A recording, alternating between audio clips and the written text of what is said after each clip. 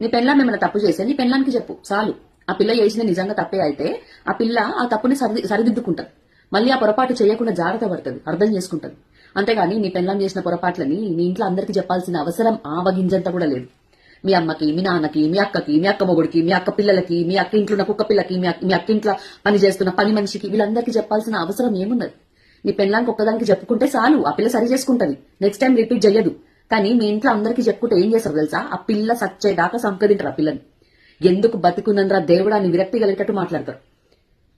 ఇట్లా కోడలు చిన్న తప్పు చేస్తే దెప్పి బొడిచి అత్తలని అడుగుతున్నా? నువ్వు పుట్టినప్పటి నుంచి ఒక తప్పు కూడా చేయలేవా? నీ ముఖానికి అంత సీన్ ఉందా? నీ ముఖానికి అంత సీన్ లేదన్న విషయం నీకు కూడా తెలుసు కదా. 100 తప్పులు, 1000 తప్పులు, 1,00,000 తప్పులు, తప్పుల మీద తప్పులు ఈ రోజుకి చేస్తూనే ఉన్నావు. ఆ చిన్న పొరపాటు చేసినందుకు ఆ పిల్లని ఎందుకు అంతగానము పీచుక తింటున్నారు? ఆ పిల్లని దెప్పిపోవడమే కాకుండా ఆ పిల్లని కన్నా తల్లిదండ్రులని, తోబొట్టువులని, ఆ పిల్ల ఖాందాన్ని మీరు పాయింట్అవుట్ చేస్తారు. సిగ్గుండద్దు మీకు? మనిషి అన్నాక తప్పులు చేస్తారు. నువ్వు కూడా చేసినావు, నీ కూతురు కూడా చేస్తున్నది, ఇంకా చేస్తున్నది.